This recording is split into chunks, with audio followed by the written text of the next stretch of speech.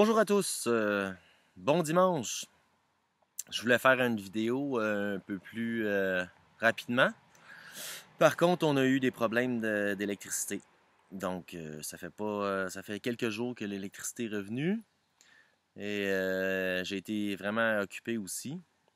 Donc, c'est maintenant que je fais une autre petite vidéo.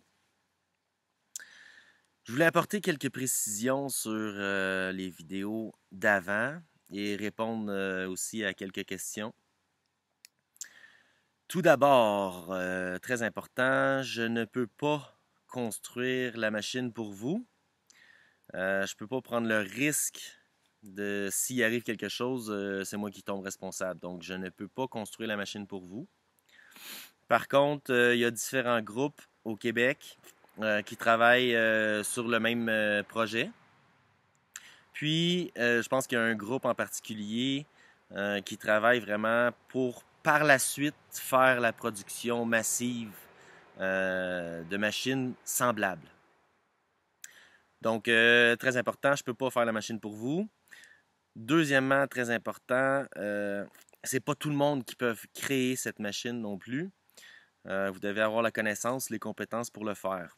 Ou être un électricien ou un mécanicien, ou vraiment être une personne manuelle qui a déjà construit différents appareils semblables. Donc, deux points très importants. Un autre point, c'est drôle parce qu'il y a des gens, il y a beaucoup de gens qui sont heureux, qui aiment ça, qui triplent là-dessus et qui en veulent absolument une machine comme ça. Et il y a des gens de l'autre côté qui ont peut-être pas assez peur ou sont peut-être moins conscients des dangers. Alors, une chose qui revient souvent aussi, c'est est-ce que je peux le mettre à l'intérieur de mon automobile? Ben, ça, c'est non, c'est non aussi, là. Tu peux pas utiliser ça et prendre l'appareil et l'insérer à l'intérieur de ton véhicule, à l'intérieur de l'habitacle, c'est non. Tu peux pas faire ça. Parce que c'est exactement comme prendre une tank à gaz et la mettre dans ton véhicule à l'intérieur de l'habitacle. Donc, à ne pas faire. La machine ne s'installe pas sur tous les véhicules. Tu dois avoir de la place en dessous de ton capot. Donc, près du moteur, sous la carrosserie, là, tu peux l'installer, s'il y a de la place. Les véhicules les plus anciens, c'est là qu'ils vont avoir plus de place. Et les véhicules les plus récents, ben, il n'y a pratiquement aucun endroit où c'est qu'on peut installer cette machine sur les véhicules plus récents. Qu'est-ce qu'il y avait d'autre aussi pour la sécurité? Pour le danger, pour les gens qui ont peur de l'appareil, en fait, il faut faire la différence entre les deux systèmes. Le système que je vous ai présenté, c'est un système hybride qui utilise quand même l'essence. Donc, c'est essence et oxyhydrogène. C'est pas seulement à l'eau distillée. Okay? Il y a le système aussi simplement et uniquement à l'eau distillée. Le système hybride, moi, je trouve qu'il est prêt. Il est prêt à être installé sur les véhicules où c'est possible de l'installer. Ce système-là fonctionne, c'est fonctionnel. Le système simplement uniquement à l'eau distillée, il n'est pas encore fonctionnel à 100%. Ça fonctionne, ça prend une journée chaude, ça prend les conditions climatiques idéales pour que ça fonctionne. Mais ça ne fonctionne pas toujours. Donc, on ne peut pas dire que c'est un système qui est prêt là, à être installé. Par contre, j'ai fait le moteur, la base de ce système hybride a été fait en fonction de le transformer seulement uniquement à l'eau distillée. Donc, le moteur est le même. OK? Une autre chose aussi, je voulais absolument que l'invention soit le plus simple possible. Parce que, comme je vous ai dit avant, je ne suis pas le premier à l'avoir fait et je ne pense pas que je vais être le dernier à le faire non plus, à reproduire cette invention. Le pilier, la personne qui a poussé le plus cette invention, c'est Stanley Myers. Et il a fait différents systèmes, là. Il n'a pas juste fait un système, il a fait différents systèmes. Puis, ces systèmes sont quand même assez complexes. Donc, j'ai essayé de garder ça le plus simple possible pour que tout le monde puisse le reproduire. Tous les gens qui ont les compétences puissent reproduire ce système. Mais je n'ai pas encore parlé de fréquence et de résonance, qui est aussi important. Et je n'ai pas parlé d'énergie libre non plus. Ça fait seulement 1 an que je travaille sur l'oxyhydrogène, mais ça fait plus de 10 ans que j'étudie et je regarde la majorité des inventions qui disent être énergie libre. Donc, j'ai vraiment appris beaucoup dans ce domaine. Puis, maintenant, je peux vous donner une petite partie, disons, plus avancée de l'invention. L'invention que je vous ai présentée, ce n'est pas... Je n'utilise pas l'énergie libre. On ne peut pas dire que c'est une invention énergie libre. Mais on peut la transformer en énergie libre. Et la seule chose qui manque, c'est d'arriver à la résonance. Et si on peut arriver à la résonance, on descend l'ampérage. Avec 0,9 ampères, on peut produire la même quantité qu'avec 16 ampères. Okay, l'ampérage, c'est toujours l'énergie utilisée que vous allez utiliser pour faire fonctionner votre machine. Il y a des petits trucs aussi à l'intérieur de la machine que je vous ai présenté. Les fils que j'utilise, c'est des fils numéro 8. C'est des gauges numéro 8. Pourquoi j'utilise ces fils-là? Parce que je pourrais utiliser du 10 ou du 12 pour faire la même chose, même peut-être du 14. Parce que la seule chose que j'utilise, c'est 5 ampères. Par contre, quand le courant passe, il y a toujours une perte d'énergie. Okay? Un des secrets des machines, parce qu'il y a quand même plusieurs machines qui réussissent à toucher à l'énergie libre, mais un des secrets de ces machines-là, c'est qu'il y a le moins de résistance possible. Le moins de résistance possible dans ton système électronique et aussi d'avoir le moins de perte d'énergie. Donc, je pourrais utiliser du 14 pour l'invention, mais j'ai pris du 8 pour avoir le moins de perte d'énergie possible, le moins de résistance. Il y a une autre donnée aussi qu'on doit savoir, c'est que chaque élément, chaque objet qui existe peut emmagasiner une certaine forme d'énergie. Donc, les fils numéro 8 que j'utilise, c'est difficile à expliquer, mais ils agissent d'une certaine façon comme un condensateur. Donc, il y a quand même plus d'énergie qui peut être accumulée à l'intérieur. Et là, vous allez me dire, oui, mais il y a des fils à haute tension, ils sont très petits. Il y a plusieurs détails à regarder. Et c'est pas une science parfaite. On n'a pas... C'est difficile de dire, OK, j'ai la réponse parfaite. Mais j'ai remarqué qu'avec des fils plus gros, l'invention fonctionne mieux. Donc, c'est pour ça que j'ai du gauge numéro 8 comme fil. La fréquence aussi, pour les gens qui ont déjà construit cette machine, essayez d'aller chercher la fréquence résonante du stainless steel, parce que c'est le matériel dont le moteur est fait, c'est du stainless steel. 304 ou 316 pour le stainless steel. Donc, regardez quelle fréquence vous pouvez utiliser pour faire résonner le métal. Une autre chose, il y a quelqu'un qui m'a dit « OK, je vais essayer d'aller vers la fréquence de l'eau. » Est-ce que vous vous rappelez d'un monsieur, il avait 94 ans, ou 83, 84 ou 94, en tout cas dans ces années-là. Lui, c'est un ingénieur, je pense que c'était un Allemand. Il avait créé une machine qui fait chauffer l'eau pratiquement instantanée. Et encore une fois, c'est la résonance. Si on parle d'énergie libre, Tesla disait, pensez fréquence, résonance, énergie.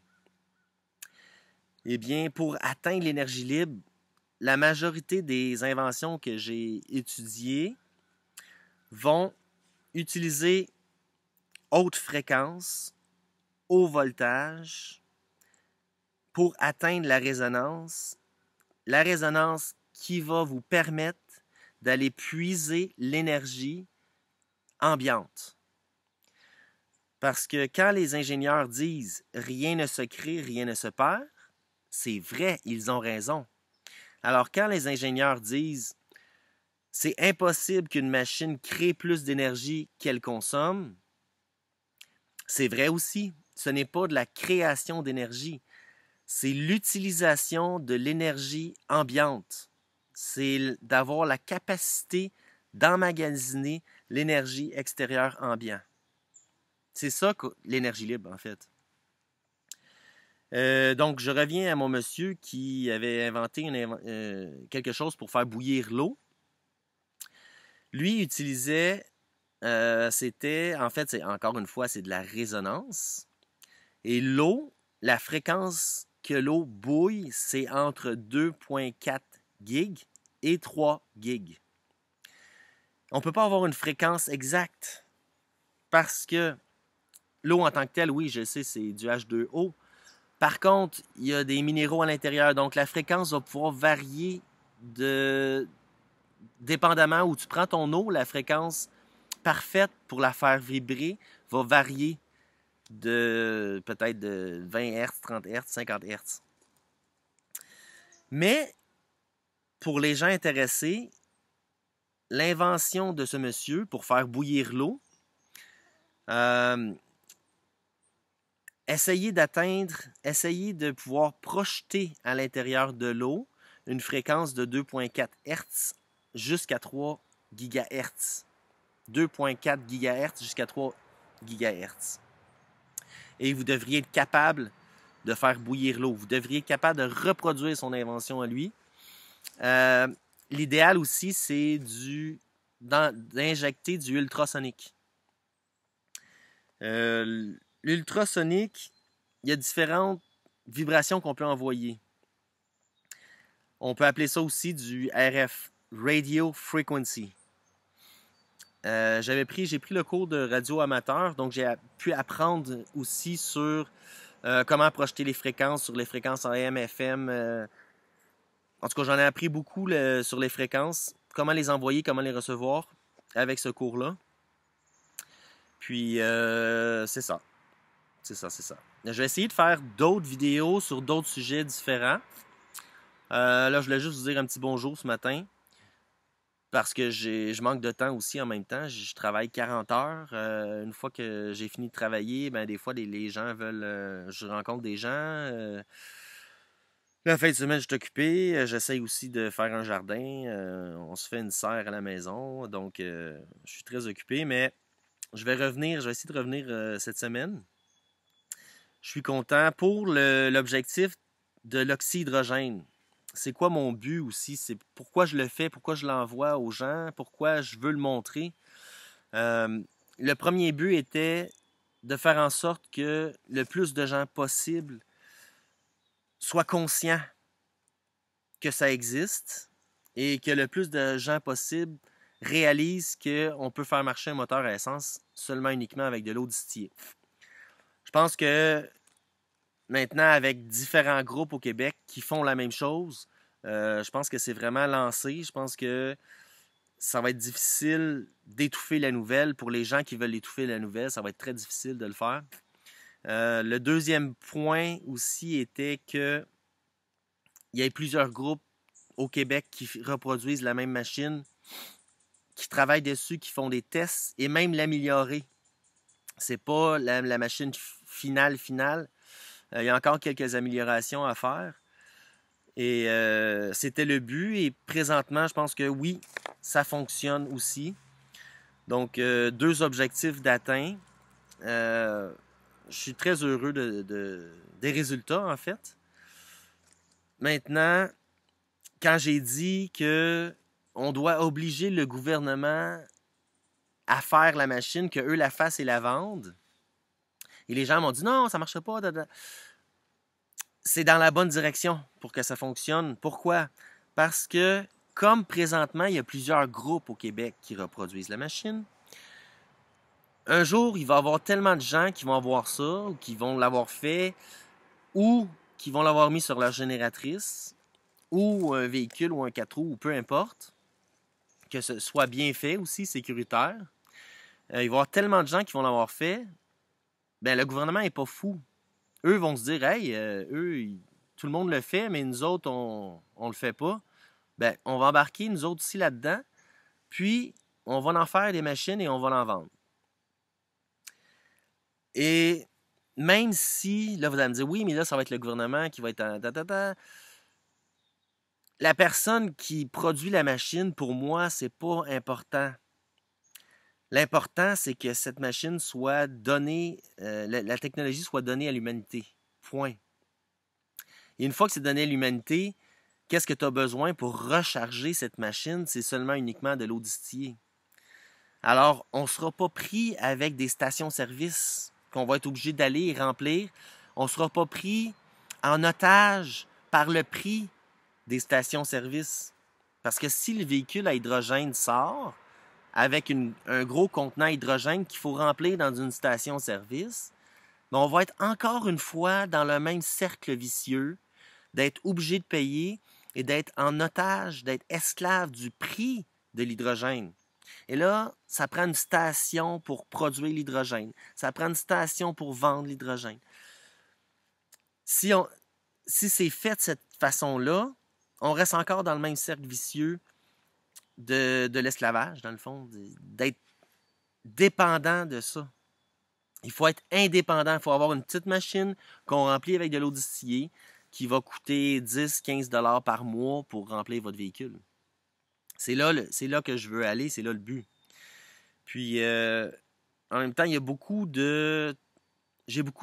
d'autres sujets dont j'aimerais parler et que je vais sûrement parler. Donc, l'oxydrogène, c'est bien démarré, c'est bien parti.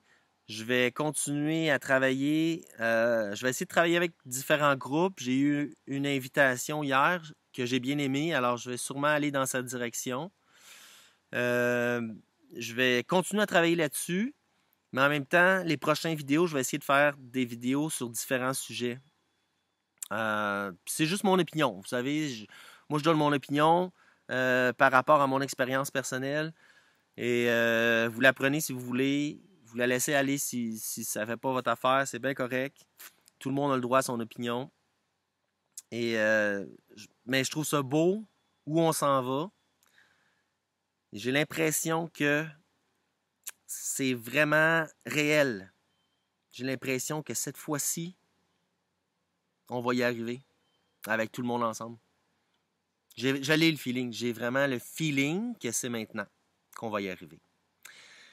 Alors, je voulais juste dire un petit coucou et merci au partage, merci au visionnement, merci aux gens qui se sont abonnés à ma chaîne. C'est vraiment plaisant, c'est vraiment le fun. C'est le fun de vous voir. Je vous aime. Puis, on se voit bientôt. Je vais faire une vidéo cette semaine. Je vais essayer d'en faire une cette semaine sur un autre sujet, mais peut-être approfondir aussi l'énergie libre parce que j'ai d'autres inventions que j'ai faites, que j'ai reproduites, que je pourrais peut-être vous montrer. Alors, à la prochaine!